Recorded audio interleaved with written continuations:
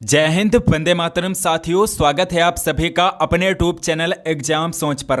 दोस्तों, UP police constable का जो 23 अगस्त का सेकंड शिफ्ट का एग्जाम हुआ है, उसमें जितने भी प्रश्न पूछे गए हैं उन सभी प्रश्नों को हम इस वीडियो में करेंगे। पहली शिफ्ट का एनालिसिस मैंने पहले ही करा दिया है, अगर आपने उसे नहीं देखा तो उसे आप जरूर देखिएगा। तो इसमें हम सेकंड शिफ्ट के जितने भी प्रश्न पूछे गए हैं उन सभी प्रश्नों को करेंगे। तो सबसे पहले हम जीएस के प्रश्नों को करेंगे। दोस्तों, जीएस का जो पहला प्रश्न पूछा गया था यूडीएचआर यानी कि मानव अधिकारों की सार्वभौम घोषणा का कौन सा अनुच्छेद उत्पीड़न से शरण लेने के लिए अधिकार की गारंटी देता है। तो अनुच्छेद 14 है दोस्तों, आर्टिकल 14 है जो गारंटी देता है। अगर आपने ऑप्शन बी लगाया था तो आपका आंसर राइट है। और नेक्स्ट क्वेश्चन पूछा गया था कि एनपीए का पूर्ण रूप क्या है। एनपीए का फुल फॉर्म पूछा गया था दोस्तों। तो एनपीए का फुल फॉर्म होता है गैर निष्पादित परिसंपत्तियां, यानी कि नॉन परफॉर्मिंग एसेट्स होता है एनपीए का फुल फॉर्म। ऑप्शन ए जो है इस क्वेश्चन का राइट आंसर था। अगला क्वेश्चन पूछा गया था कि उत्तर प्रदेश के किस जिले में सोरा नृत्य मनाया जाता है। तो सोरा नृत्य दोस्तों ललितपुर जिले में मनाया जाता है। ललितपुर जिले में सोरा नृत्य मनाया जाता है। नेक्स्ट क्वेश्चन पूछा गया था कि व्यापक परमाणु परीक्षण प्रतिबंध संधि का मुख्य उद्देश्य क्या है। तो व्यापक परमाणु परीक्षण प्रतिबंध संधि का मुख्य उद्देश्य क्या है। इस क्वेश्चन का राइट आंसर था ऑप्शन ए, परमाणु हथियारों के उत्पादन पर प्रतिबंध। परमाणु परीक्षण प्रतिबंध संधि का ट्रीटी का मुख्य उद्देश्य। तो यहाँ पर ऑप्शन ए जो है राइट आंसर हो जाएगा। नेक्स्ट क्वेश्चन पूछा गया था कि अर्जुन पुरस्कार किस क्षेत्र में उपलब्धियों के लिए प्रदान किया जाता है। खेल में प्रदान किया जाता है दोस्तों। अर्जुन पुरस्कार खेल में प्रदान किया जाता है और मेजर ध्यानचंद खेल रत्न पुरस्कार भी खेल में ही प्रदान किया जाता है। नेक्स्ट क्वेश्चन पूछा गया था, एक आत्मकथा पूछी गई थी इंडिया विंस फ्रीडम। ये आत्मकथा किसकी है। ये दोस्तों अबुल कलाम आज़ाद की आत्मकथा है। अबुल कलाम आज़ाद की आत्मकथा है इंडिया विंस फ्रीडम। 2016 के विमुद्रीकरण के बाद आरबीआई को कितने प्रतिशत 500 और 1000 के नोट प्राप्त हुए थे। 98.96% नोट प्राप्त हुए थे दोस्तों। 98.96% नोट प्राप्त हुए थे 2016 में। आरबीआई को 98.96% नोट प्राप्त हुए थे 500 और 1000 के। तो यहाँ पर ऑप्शन ए जो है राइट आंसर था। 1993 में मानव अधिकारों पर विश्व सम्मेलन ने डैश को अपनाया गया। तो वियना घोषणा में अपनाया गया था दोस्तों। वियना घोषणा में विश्व सम्मेलन को अपनाया गया था। तो अगला क्वेश्चन पूछा गया था कि किस संवैधानिक संशोधन अधिनियम ने लोकसभा और राज्य विधानसभाओं में अनुसूचित जातियों और अनुसूचित जनजातियों के लिए सीटों का आरक्षण बढ़ाया था। तो 79वां संशोधन था दोस्तों। 79वां संविधान संशोधन था, 79th अमेंडमेंट था, जिसमें अनुसूचित जातियों और अनुसूचित जनजातियों के लिए सीटों के आरक्षण को बढ़ाया गया था। तो यहाँ पर ऑप्शन डी जो है राइट आंसर था। लोकटक झील भारत के किस राज्य में स्थित है। ये मणिपुर राज्य में स्थित है दोस्तों। मणिपुर स्टेट में लोकटक झील स्थित है। और लोकटक झील दुनिया की एकमात्र झील है जिस पर दोस्तों केबुल लामजों, जो कि दुनिया का एकमात्र तैरता राष्ट्रीय उद्यान है, ये लोकटक झील पर स्थित है। तो ये क्वेश्चन आपके सेकंड शिफ्ट में पूछा जा सकता है। और अगला क्वेश्चन पूछा गया था दोस्तों, प्रस्तावना यानी कि उद्देशिका में राष्ट्र की एकता और अखंडता शब्दों का उद्देश्य किस मौलिक सिद्धांत को बढ़ावा देना है। संप्रभुता को बढ़ावा देना है, सोवरेनिटी को बढ़ावा देना है। तो यहाँ पर ऑप्शन डी जो है राइट आंसर था। डैश एक सॉफ्टवेयर प्रोग्राम है जो इंटरनेट के माध्यम से आने वाले सभी डेटा को फिल्टर करता है। तो एंटीवायरस जो ये है, ये एक सॉफ्टवेयर होता है दोस्तों। एंटीवायरस क्या होता है, एक सॉफ्टवेयर प्रोग्राम होता है जो इंटरनेट के माध्यम से आने वाले सभी डेटा को फिल्टर करता है और आपके कंप्यूटर को सिक्योरिटी प्रदान करता है। यानी कि स्पैम जो होते हैं, स्कैम जो होता है कंप्यूटर के साथ, वो स्कैम नहीं हो पाता है। दर्शकों के साथ संवाद करने के लिए सोशल मीडिया प्लेटफॉर्म के रणनीतिक उपयोग के लिए क्या शब्द हैं। आभासी बातचीत। आभासी बातचीत यानी कि वर्चुअल इंटरेक्शन है दोस्तों। वर्चुअल इंटरेक्शन, आभासी बातचीत इस क्वेश्चन का राइट आंसर है। नेक्स्ट क्वेश्चन पूछा गया था, सिंपल क्वेश्चन था दोस्तों। भूटान की राजधानी पूछी गई थी। भूटान की कैपिटल है थिम्पू। थिम्पू भूटान की कैपिटल है। भारत में सबसे लंबा नदी पुल कौन सा है। नदी पुल कौन सा है भारत का। तो भूपेन हजारिका सेतु जो है ये भारत का सबसे लंबा नदी पुल है, भूपेन हजारिका सेतु। सरकार ने किसान क्रेडिट कार्ड योजना कब पेश की थी। अगस्त 1998 में, अगस्त 1998 में सरकार ने किसान क्रेडिट कार्ड योजना लॉन्च की थी। अगला क्वेश्चन पूछा गया था कि भारत और वियतनाम के बीच साझेदारी से उनके क्षेत्रीय सुरक्षा परिदृश्य में किस प्रकार परिवर्तन आएगा। तो रक्षा सहयोग और समुद्री सुरक्षा बढ़ा करके सहयोग आएगा। रक्षा सहयोग और समुद्री सुरक्षा बढ़ा करके सहयोग मिलेगा। तो यहाँ पर ऑप्शन सी जो है राइट आंसर था। नेक्स्ट क्वेश्चन पूछा गया था कि जून 2024 तक लोकसभा में विपक्ष के नेता कौन हैं। राहुल गांधी हैं दोस्तों। राहुल गांधी लोकसभा में विपक्ष के नेता हैं जून 2024 तक। और मल्लिकार्जुन खड़गे जो हैं ये दोस्तों राज्यसभा के विपक्ष के नेता हैं। तो ये भी आपके नेक्स्ट शिफ्ट में नेक्स्ट एग्जाम में पूछा जा सकता है कि राज्यसभा के नेता प्रतिपक्ष कौन हैं। मल्लिकार्जुन खड़गे हैं। तुगलकनामा पुस्तक के लेखक कौन हैं। अमीर खुसरो की पुस्तक है दोस्तों। अमीर खुसरो की पुस्तक है तुगलकनामा। और अमीर खुसरो को तबला और सितार का जनक कहा जाता है। तबला और सितार के आविष्कारक कौन हैं। अमीर खुसरो हैं। अगला क्वेश्चन पूछा गया था कि अंतर्राष्ट्रीय अक्षय ऊर्जा एजेंसी आईरेना क्या करती हैं। अंतर्राष्ट्रीय अक्षय ऊर्जा एजेंसी जो हैं ये दोस्तों अक्षय यानी कि नवीकरणीय ऊर्जा के उपयोग को बढ़ावा देती हैं। ये दोस्तों रिन्यूएबल एनर्जी को प्रमोट करती हैं। नवीकरणीय ऊर्जा के उपयोग को बढ़ावा देती हैं। तो यहाँ पर ऑप्शन ए जो था राइट आंसर था। वैश्विक आतंकवाद विरोधी प्रयासों के समन्वय के लिए किस संगठन को जिम्मेदार माना जाता है। इंटरपोल को जिम्मेदार माना जाता है। इंटरपोल जो है यहाँ पर राइट आंसर होगा। अगला क्वेश्चन है दूध उत्पाद ब्रेड आदि आवश्यक वस्तुओं पर जीएसटी दर क्या है। 5% का जीएसटी दर लगाए गए हैं दूध उत्पाद यानी कि दूध से बनने वाले जितने उत्पाद हैं और इसके अलावा ब्रेड पर 5% का जीएसटी लगाए गए हैं। चंद्रमा पर नासा के मानवयुक्त लैंडिंग मिशन को क्या नाम दिया गया है जो 2024-25 तक होने की संभावना है। आर्टिमिस नाम दिया गया है दोस्तों। आर्टिमिस नाम दिया गया है इसे। अंतर्राष्ट्रीय थर्मान्यूक्लियर प्रायोगिक रिएक्टर यानी कि ITER परियोजना का उद्देश्य निम्नलिखित की व्यवहार्यता प्रदर्शित करना है। तो यहाँ पर राइट आंसर ऑप्शन ए हो जाएगा। ऊर्जा उत्पादन के लिए परमाणु विखंडन इस क्वेश्चन का राइट आंसर हो जाएगा। इसका उद्देश्य दोस्तों ऊर्जा उत्पादन के लिए परमाणु विखंडन। यहाँ पर ऑप्शन ए अगर आपने लगाया था तो आपका करेक्ट आंसर था। अगला क्वेश्चन पूछा गया था कि 14 सितंबर को किस रूप में मनाया जाता है। तो 14 सितंबर आप सभी जानते हैं राष्ट्रीय हिंदी दिवस मनाया जाता है 14 सितंबर को। और 4 फरवरी को मनाते हैं कैंसर दिवस। 4 फरवरी को मनाया जाता है। भारतमाला परियोजना किससे संबंधित है। सड़क मार्ग से संबंधित है दोस्तों। सड़क मार्ग से संबंधित है भारतमाला परियोजना। और समचतुर्भुज परियोजना जो है ये भी सड़क परियोजना से संबंधित हैं। सागरमाला परियोजना भी सड़क मार्ग से संबंधित हैं। निम्नलिखित में से कौन सा त्यौहार भारत में प्रकाश के त्यौहार के रूप में जाना जाता है। तो दिवाली दीपावली आप सभी जानते हैं दीपावली को भारत के प्रकाश के त्यौहार के रूप में जाना जाता है। और अगला क्वेश्चन पूछा गया था कि भारतीय जीएसटी में निम्नलिखित में से किस प्रकार का कर प्रस्तुत किया जाता है। तो सेवा कर। अगर आप जीएसटी का फुल फॉर्म लिखेंगे तो जीएसटी का फुल फॉर्म होता है गुड्स एंड सर्विसेज टैक्स होता है जीएसटी का फुल फॉर्म। तो जिसमें सर्विस का क्या अर्थ होता है सेवा कर। तो सेवा कर जो है ये प्रस्तुत करता है जीएसटी। अगला क्वेश्चन पूछा गया था दोस्तों निम्नलिखित में से किसने पहली बार बुनियादी शिक्षा का विचार प्रतिपादित किया था। तो सर्वप्रथम महात्मा गांधी ने बुनियादी शिक्षा का विचार दिया था। महात्मा गांधी ने। भारत में 2020-21 में कौन सा राज्य मसालों का प्रमुख उत्पादक था। तो मध्य प्रदेश था दोस्तों। मध्य प्रदेश मसालों का सबसे प्रमुख उत्पादक था 2020-21 के अकॉर्डिंग।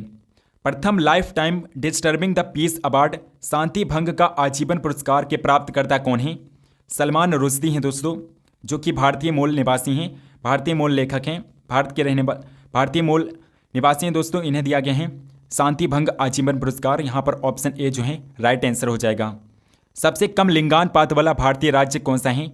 तो हरियाणा है दोस्तों। हरियाणा जो है ये सबसे कम लिंगानुपात वाला राज्य है। और सबसे ज़्यादा की बात करेंगे तो केरल का लिंगानुपात सबसे ज़्यादा है। ये आपके नेक्स्ट सेप्टेम्बर में पूछा जा सकता है।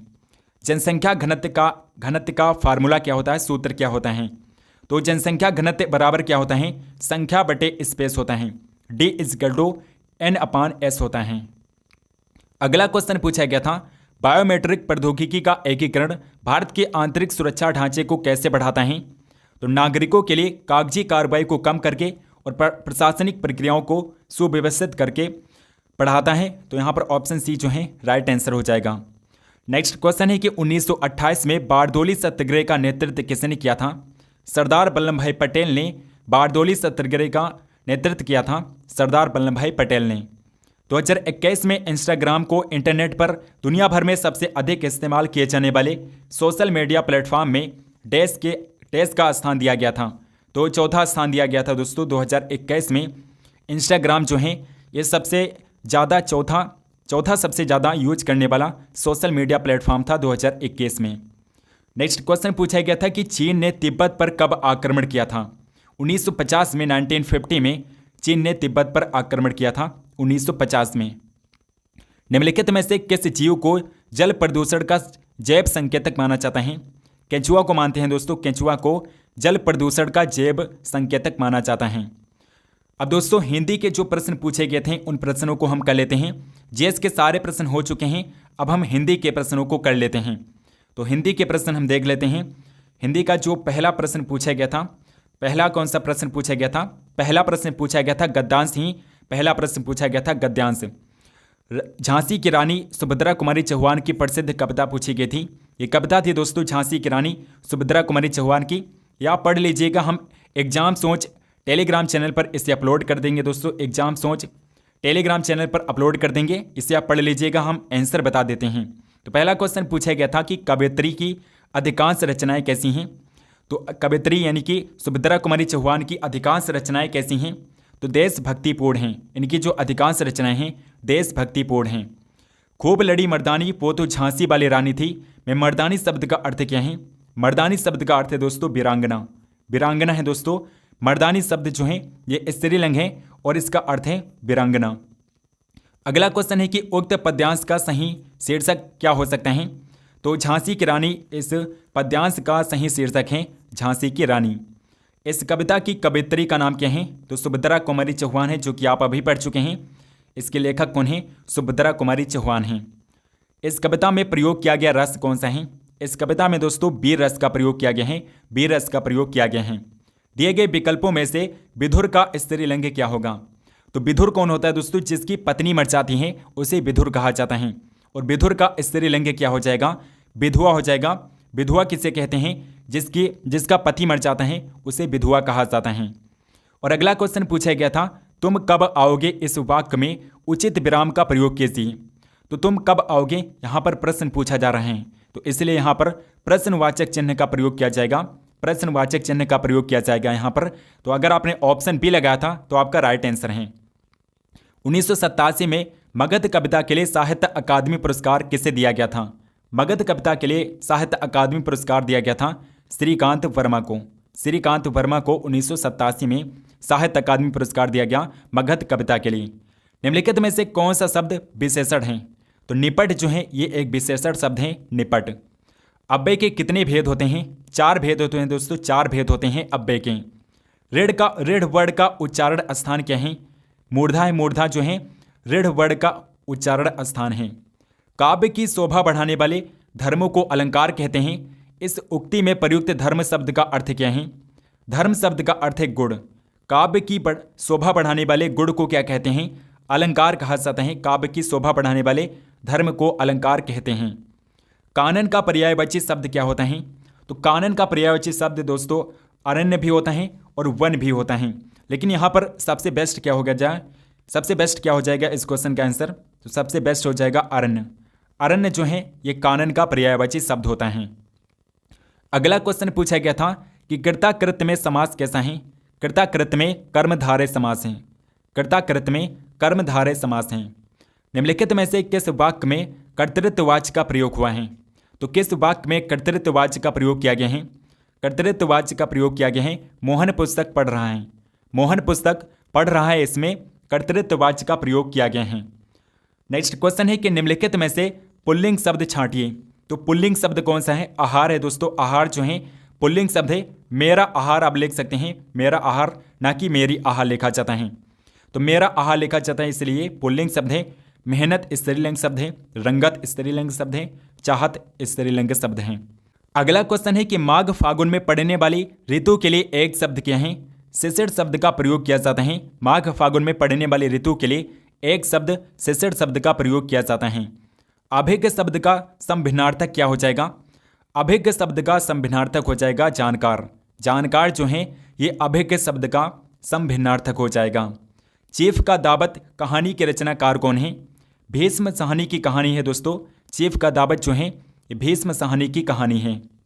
नेक्स्ट क्वेश्चन पूछा गया था, निम्नलिखित में से कौन सा अर्धविराम है? तो अर्धविराम कौन सा है? ये दोस्तों अर्धविराम है ऑप्शन बी जो है, ऑप्शन बी में जो दिया गया है अर्धविराम है। इति और इति शब्द युग्म का सही विकल्प चुनिए। तो इति का अर्थ होता है समाप्ति और इति का अर्थ होता है बाधा। तो यहाँ पर ऑप्शन ए जो है राइट आंसर हो जाएगा। इति का अर्थ होता है समाप्ति और इति का अर्थ होता है बाधा। निम्नलिखित में से वाक्य के शुद्ध रूप का चयन कीजिए। तो मैं गाने का अभ्यास करता हूँ, मैं गाने का अभ्यास करता हूँ। गाने का अभ्यास किया जाता है, ना कि व्यायाम किया जाता है, ना कि शौक और ना कि कसरत। तो गाने का अभ्यास किया जाता है, मैं गाने का अभ्यास करता हूँ। यहाँ पर ऑप्शन बी जो है शुद्ध रूप है, शुद्ध वाक्य है। अभय और उभय शब्द युग्म का सही अर्थ क्या है? अभय का अर्थ होता है निर्भय और उभय का अर्थ होता है दोनों। तो यहाँ पर ऑप्शन ए जो है राइट आंसर हो जाएगा। अंधेर नगरी का अर्थ क्या है? अंधेर नगरी का अर्थ है अन्याय की जगह। अंधेर नगरी जहाँ पर अन्याय हो, अन्याय की जगह अंधेर नगरी का अर्थ है। कांति और क्लांति शब्द युग्म का सही अर्थ क्या है? कांति का अर्थ है चमक और क्लांति का अर्थ क्या है? क्लेश। कांति का अर्थ चमक होता है और क्लांति का अर्थ होता है क्लेश। आधि और व्याधि शब्द युग में आधि का अर्थ निम्नलिखित में से क्या है? आधि का अर्थ है दोस्तों मानसिक कष्ट। मानसिक कष्ट होता है आधि का अर्थ, मानसिक कष्ट होता है। ता वर्ग की ध्वनियों का उच्चारण स्थान क्या है? जो फर्स्ट शिफ्ट थी उसमें टा पूछा गया था दोस्तों, और इस सेकंड शिफ्ट में ता वर्ड पूछा गया है, ता वर्ग पूछा गया है। तो ता वर्ग का जो उच्चारण स्थान है दंत है। दंत ता वर्ग की ध्वनि का उच्चारण स्थान है दंत। वो लाचार है क्योंकि वो अंधा है। इस वाक्य में कौन सा अवयव यूज किया गया है? कौन सा अवयव है? तो इसमें दोस्तों कारणवाचक अवयव है, कारणवाचक अवयव है। वो लाचार है क्योंकि वो अंधा है, तो इसमें कारणवाचक अवयव प्रयोग किया गया है। बिन पग चले सुने बिनु काना, कर बिनु कर्म करे विध नाना। इस पंक्ति में प्रयुक्त अलंकार कौन सा है? विभावना अलंकार है। इसमें दोस्तों विभावना अलंकार है। यहाँ पर ऑप्शन डी जो है राइट आंसर है। अगर आपने ऑप्शन डी लगाया था तो आपका करेक्ट आंसर है। निम्नलिखित में से किस क्षेत्र में विशेष योगदान के लिए ज्ञानपीठ पुरस्कार प्रदान किया जाता है? साहित्य के क्षेत्र में ज्ञानपीठ पुरस्कार दिया जाता है। साहित्य के क्षेत्र में दवाई शब्द का सही बहुवचन रूप विकल्प चुनिए। तो दवाई शब्द का बहुवचन क्या हो जाएगा? दवाइयाँ हो जाएगा। बड़ी ई जो है ये छोटी ई में बदल जाएगी और चंद्र की बिंदी आ जाएगी। तो दवाइयाँ जो हैं दवाई शब्द का बहुवचन है। तो अगला क्वेश्चन है कि वर्णमाला किसे कहते हैं? वर्णों के व्यवस्थित समूह को वर्णमाला कहा जाता है। वर्णों के व्यवस्थित समूह को वर्णमाला कहते हैं। अंगारे बरसना मुहावरे का सही अर्थ क्या है? कड़ी धूप होना। दोस्तों अंगारे बरसने का सही अर्थ होता है कड़ी धूप होना। घर का रहस्य जानने वाला बड़ा घातक होता है। इस किस लोकोक्ति का अर्थ है? तो घर का भेदी लंका ढाएं, घर का भेदी लंका ढाएं, इसका अर्थ होता है घर का रहस्य जानने वाला बड़ा घातक होता है। और नेक्स्ट क्वेश्चन पूछा गया था निम्नलिखित में से विशेषण शब्द क्या है? तो विशेषण शब्द है दोस्तों सुंदर। सुंदर जो है ये एक विशेषण शब्द है। मुझे बारिश में भीगना पसंद नहीं है किस सर्वनाम का उदाहरण है? ये दोस्तों उत्तम और प्रथम पुरुष दोनों का उदाहरण है। उत्तम और प्रथम पुरुष दोनों का उदाहरण है। मुझे बारिश में भीगना पसंद नहीं है, ये उत्तम और पुरुष दोनों का उदाहरण है। तो यहाँ पर ऑप्शन सी जो है राइट आंसर हो जाएगा। नेक्स्ट और लास्ट क्वेश्चन है निर्वासित में कौन सा प्रत्यय है? तो इसमें दोस्तों इत प्रत्यय का प्रयोग किया गया है। निर्वासित में इत प्रत्यय का प्रयोग किया गया है। अगर आपने ऑप्शन ए लगाया था तो आपका आंसर राइट है। दोस्तों आई होप कि आपको ये वीडियो पसंद आई होगी। अगर आपको ये वीडियो पसंद आई है तो आप इस वीडियो को लाइक ज़रूर करिएगा और इस वीडियो को शेयर भी करिएगा। चैनल को सब्सक्राइब नहीं किया है तो प्लीज़ चैनल को सब्सक्राइब करके बेल आइकन को ऑल पर क्लिक कर लीजिए ताकि हम जो भी वीडियो डालें उसकी नोटिफिकेशन आप तक जरूर पहुँचें। 24 अगस्त का जो फर्स्ट और सेकंड शिफ्ट का एग्जाम होगा उसके भी हम एनालिसिस कराएंगे। तो आप चैनल को सब्सक्राइब करके बेल आइकन को ऑल पर क्लिक कर लीजिए ताकि हम जो भी वीडियो डालें उसकी नोटिफिकेशन आप तक जरूर पहुँचें। और एग्जाम सोच टेलीग्राम चैनल को आप फॉलो कर लीजिए दोस्तों। वहाँ पर आपको इसकी PDF मिल जाएगी जहाँ से आप मैथ और रीजनिंग के भी क्वेश्चन देख सकते हैं। सो मिलते हैं नेक्स्ट वीडियो में, तब तक के लिए जय हिंद, वंदे मातरम।